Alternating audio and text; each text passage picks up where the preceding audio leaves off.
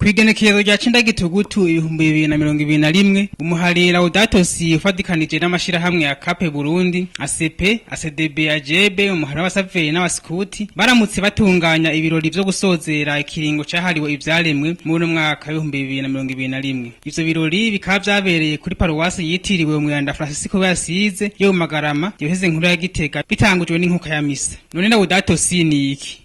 LAUDATO ni ikete NYENUBWERANDA Papa Francisco yandikira abemera bose ikanabatemera abo yagira ku bijanye n'uruhara rw'umuntu mu kubungabunga ivyaremwe. LAUDATO ni jambo rivuye mu rurimi rw'Igitaliyano. NYENUBWERANDA Papa Francisco akaba yarikuye mu gisabisho c'umweranda Francisco Yasize, umwe mu beranda bakunda ibidukikije cyane. LAUDATO rero rikaba risigura inahazwa mukama mu gifaransa Louis soit Seigneur. Patiri Terence Nahayo umwibutsamana mwishirahamwe ya KP Burundi aducira ku mayange isano iri hagati y'ibidukikije n'ijambo ry'Imana. Egome isano iri hagati y'ibidukikije n'ijambo ry'Imana nuko mbere nko mu gitabo ca mbere nyene cirema aho Imana yarema abantu nko dusanga nyene muri ico gitabo Imana yaremye ibintu iraheza ire mu buntu mu nyuma kugira ngo aze abungabunge ivyo bidukikije.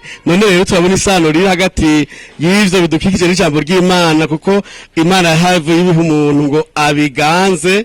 None muri uko kubigaba no kubiganza ko ategerezwa mbere no kubikoresha neza kugira ngo nyene yasi ibandanye imera neza, kanatsinda umuntu ahamagariwe no guhindura isi ntayisi kuko yayisanze na cane cane muri ivyo kubungabunga ivyo bidukikije, kuko tubifashe nabi bishobora kuzogira ingaruka mbi abandi bantu bazoza mu nyuma, abana bacu kandi none bijanye na ryabwirizwa ry'urukundo Imana Yezu yatwigisha yuko abantu twese twokundana, no kuvuga ugize ukingi ibidukikije bawerekanye urukundo mbere ukundana bene wanyu.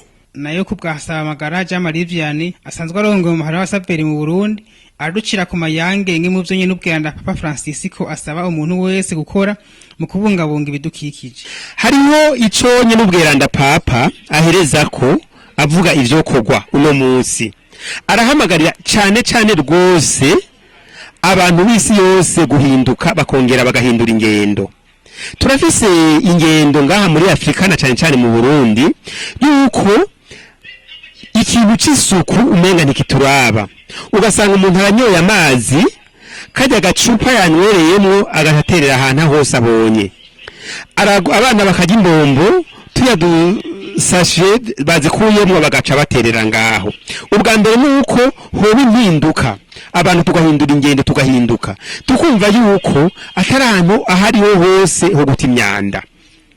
Muri ico gihe rero tumaze guhindura abo bantu bakumva ko bahinduka ntibapfa bayitaye, bica bisabwa n'abantu bajejwe intwaro n'abandi bose b'umutima mwiza ko bategekanya ibibanza byo gutamwo imicafu n'imyanda. Tworangiza twemwisha ko iryo kete rifise ibigabane bitandatu aho NYENUBWERANDA asozera dusaba guhindura ingendo, maze twakora ejo ntiyaje dukora no musi gutyo tubandanye tubungabunga izu rusangi uko dufitiye akamaro twese atankunzi.